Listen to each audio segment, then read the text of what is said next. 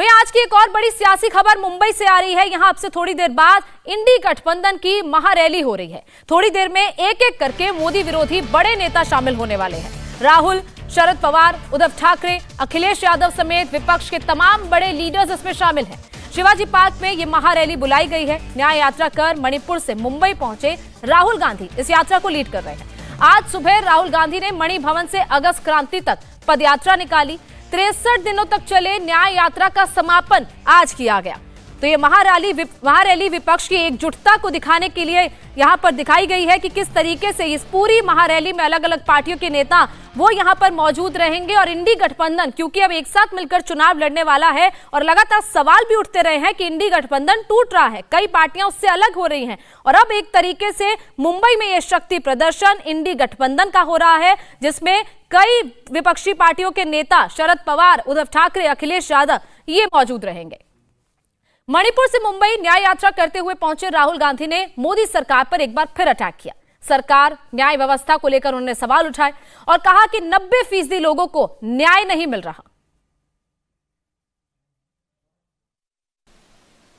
2-3% लोग हैं इस देश में जिनको न्याय का एक्सेस मिलता है। 2-3%, ज्यादा से ज्यादा 5% लोग हैं। उनके लिए कोर्ट्स काम करते हैं,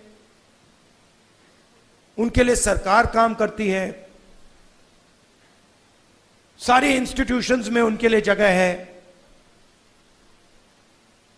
बट अगर हम 90% लोगों को देखें,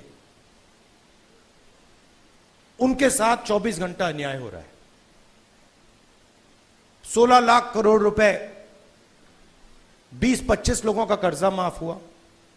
जीएसटी का पैसा है, जनता का पैसा है, किसानों का पैसा है, मगर किसानों का 1 रुपया माफ नहीं होता है।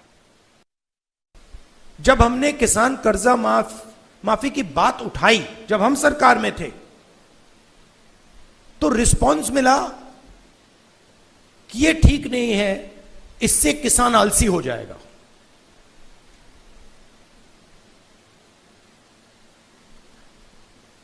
मनरेगा से गरीब व्यक्ति की आदत बिगड़ जाती है। मतलब वो काम कर रहा है, उसको आप उस काम के लिए पैसा दे रहे हो और उसकी आदत बिगड़ रही है। और दूसरी तरफ 20-25 लोग हैं, उनका 16 लाख करोड़ रुपए माफ हो रहा है, उनकी आदत नहीं बिगड़ रही। वो उसको पता नहीं विकास कहते हैं, डेवलपमेंट कहते हैं, प्रोग्रेस कहते हैं, पता नहीं क्या कहते हैं। वहीं मुंबई में जहां ये महारैली होनी है, वहां पर हमारे संवाददाता दिनेश मौर्य मौजूद है। दिनेश, इस वक्त लगातार देखा जा रहा है कि इंडी गठबंधन को साथ रखने की कोशिश की जा रही है और उसका एक उदाहरण हम देख रहे हैं। शक्ति प्रदर्शन के रूप में यहां पर महारैली की जा रही है और एक समापन है राहुल गांधी की उस 63 दिन की न्याय यात्रा का। क्या लग रहा है कि ज्यादा से ज्यादा भीड़ वहां पर आ रही है या ज्यादा नेता मंच पर राहुल गांधी के साथ मौजूद रहेंगे?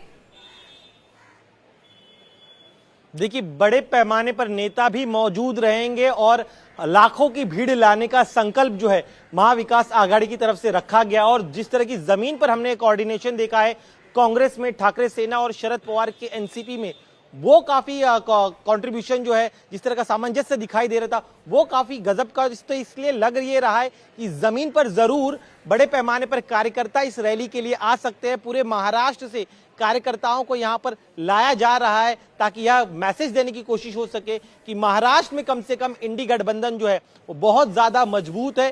पूरी यात्रा के दौरान राहुल गांधी जब यहां पर नंदुरबार से महाराष्ट्र में दाखिल हुए थे, तब से लेकर अब तक लगातार तीनों ही दलों में कोऑर्डिनेशन अच्छा था और भीड़ उठ रही थी, दिखाई दे रही थी। और तमाम बड़े नेताओं ने इस रैली में आने का जो कंफर्मेशन है वो भी जो है कांग्रेस को दिया हुआ। और इसीलिए कांग्रेस, ठाकरे सेना और शरद पवार, इन्हें लग रहा है कि आज जब मुंबई की इस ऐतिहासिक जमीन पर छत्रपति शिवाजी महाराज मैदान में जब ये जनसभा हो रही है, तब न सिर्फ भीड़ यहां पर आएगी, जनता आएगी, बल्कि एक बड़ा मैसेज देने की कोशिश करेंगे पूरे देश में कि जो स्थिति ममता के अलग लड़ने, बंगाल में अलग लड़ने की वजह से या फिर बिहार में जिस तरह से खेल बिगड़ा है, उस तरह का खेल महाराष्ट्र में नहीं बिगड़ेगा। और महाराष्ट्र की जो जमीन है वो इंडी गठबंधन के लिए सबसे ज्यादा अनुकूल है। यहां पर उन्हें ज्यादा से ज्यादा सीटें मिलने की उम्मीद उनके नेता दिखा रहे हैं। उन्हें लग रहा है कि उनके लिए एक सिंपैथी जो है महाराष्ट्र में इंडी गठबंधन के लिए, और इसी विश्वास की वजह से इस मैदान को चुना गया और इसीलिए अपना बड़ा मैसेज देने के लिए शिवाजी पार्क में खास तौर पे इस रैली का आयोजन किया गया है। और कहा यह जा रहा है उनकी तरफ से कि यहां से जो मैसेज जाएगा पूरे देश में जाएगा कि इंडी गठबंधन शुरुआत में भले ही बिखरा हुआ नजर आ रहा था, लेकिन इस मंच पे जो नेता दिखाई देंगे वो एकजुट होंगे, एक साथ लड़ेंगे।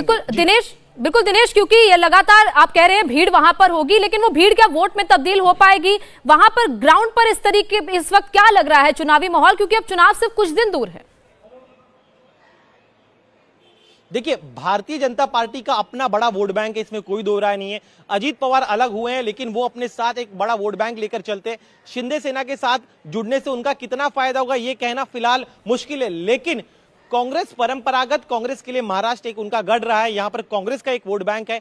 ठाकरे सेना की जो पार्टी जिस तरह से टूटी है, तो ठाकरे को लेकर एक बड़ी सिंपैथी हमें जो है शहरी इलाकों में दिखाई देती है। ठीक उसी तरह से 83 साल के शरद पवार की पार्टी को जिस तरह से तोड़ा गया है, तो उनके जो फॉलोअर्स है उनकी सिंपैथी जो है वो पार्टी को मिल सकती है। और यही वजह कि महाविकास आघाड़ी को सबसे अच्छी जमीन यहां पर दिखाई दे रही है। और जब चुनाव जिस तरह से प्रोग्रेस करेगा, जैसे जैसे आगे बढ़ेगा, महाराष्ट्र में 5 फेज में चुनाव होने वाले हैं, तो बीजेपी ने अपनी रणनीति बनाई हुई है। इस पूरे 5 फेज के दौरान, हर फेज के दौरान ये महाविकास आघाड़ी किस तरह से अपनी रणनीति बनाती, किस तरह से मुद्दों को लेकर आगे चलती है, इस पर यह निर्भर करेगा कि उन्हें कितना जन समर्थन मिलेगा। लेकिन आज ये स्थिति जरूर है कि उनके फेवर में एक ही बात आ रही है, ठाकरे सेना टूटी है, एनसीपी जिस तरह से टूटी है, तो वो सिंपैथी वेव का फायदा जरूर महाविकास आघाड़ी को यहां महाराष्ट्र में हो सकता है। जी क्या दिनेश सिर्फ सिंपैथी बहुत होगी कि वोट मिल पाए उनको? क्योंकि बीजेपी भी कोई कसर नहीं छोड़ रही है, और जिस तरीके से बीजेपी कामयाब रही है एक तरीके से कहे पवार गुट को तोड़ने में और शिंदे गुट को तोड़ने में,